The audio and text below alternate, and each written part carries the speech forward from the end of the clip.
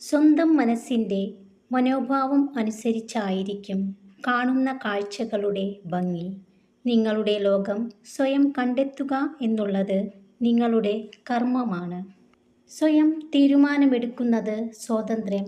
പക്ഷേ ആ തീരുമാനം നടപ്പിലാക്കുന്നതിന് മുന്ന് ശരിയാണോ എന്ന് ഒന്നുകൂടി ആലോചിക്കുന്നതാണ് പക്വത.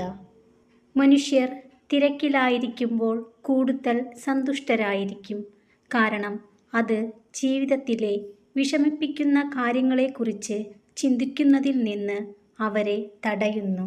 കഷ്ടതകൾ, രോഗപീഠകൾ എന്നിവ പോലുള്ള ദുരിതകാലങ്ങളിൽ കൂടെ നിൽക്കുന്നവർ ആരാണോ അവരാണ് നിങ്ങളുടെ യഥാർത്ഥ ബന്ധുക്കൾ. സ്ഥാനമില്ലാത്തിടത്ത് സ്ഥലമുണ്ടെങ്കിലും ഇരിക്കരുത്.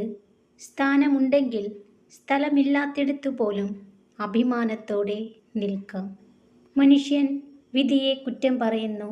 എന്നാൽ അവൻ്റെ ജീവിതം തെറ്റുകളുടെയും ബലഹീനതകളുടെയും അഭിനിവേശത്തിൻ്റെയും പ്രതിധ്വനി മാത്രമാണ്. ഒരാളെക്കുറിച്ച് ഓർക്കാൻ അയാളോട് അനുവാദം ചോദിക്കേണ്ട എന്നതാണ് ഈ ഭൂമിയിലെ ഏറ്റവും മനോഹരമായ അവകാശം. നിങ്ങളെ ശല്യപ്പെടുത്തുന്നവരിലല്ല, നിങ്ങളെ പ്രചോദിപ്പിക്കുന്ന ആളുകളിൽ ശ്രദ്ധ കേന്ദ്രീകരിക്കുക. കൂടുതൽ മാന്യമായി പെരുമാറുന്ന വ്യക്തികളെ പ്രത്യേകം ശ്രദ്ധിക്കുക.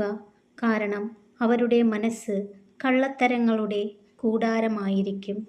ജീവിതത്തിൽ ആരെയും സ്നേഹം കൊടുത്തു മാത്രം ചതിക്കരുത്. മനസ്സിൽ ആഴത്തിലുള്ള മുറിവേൽപ്പിച്ചതിന് ശേഷം പിന്നെ എന്തെല്ലാം സ്നേഹപ്രകടനങ്ങൾ നടത്തിയാലും അതൊരിക്കലും ആ മുറിവ് ഉണങ്ങുന്നതിനുള്ള മരുന്നാകില്ല. ആരിൽ നിന്നും അളവിൽ കൂടുതലൊന്നും പ്രതീക്ഷിക്കാതിരിക്കുക. കാരണം അടുപ്പം എത്രമാത്രം കൂടുന്നുവോ അകലുമ്പോൾ വേദനയും അത്രമാത്രം കൂടും.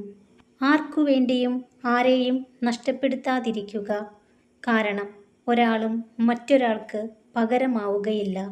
ഒരിക്കൽ നഷ്ടപ്പെട്ടു കഴിഞ്ഞാൽ പിന്നീട് ഒരിക്കലും തിരിച്ചു കിട്ടുകയുമില്ല. ദേഷ്യവും സങ്കടവും നിയന്ത്രിക്കാൻ കഴിയാത്തവരെ ഒരിക്കലും അകറ്റി നിർത്തരുത്. കാരണം അവരുടെ സ്നേഹം അത്രത്തോളം സത്യവും അതിരില്ലാത്തതുമായിരിക്കും. വീണു പോകുന്നുവെന്ന് സ്വയം തോന്നുമ്പോൾ അവനവനെ തന്നെ സ്നേഹിക്കുക. അത് നിങ്ങൾക്ക് മുന്നോട്ടു പോകാനുള്ള ഊർജം നൽകും. നഷ്ടങ്ങൾ എന്നും നഷ്ടങ്ങൾ തന്നെയാണ്.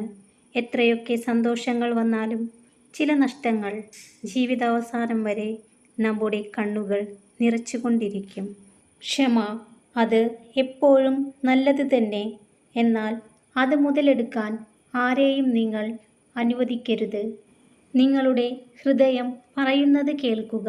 എന്നാൽ നിങ്ങളുടെ ബുദ്ധി പറയുന്നത് പോലെ മാത്രം പ്രവർത്തിക്കുക.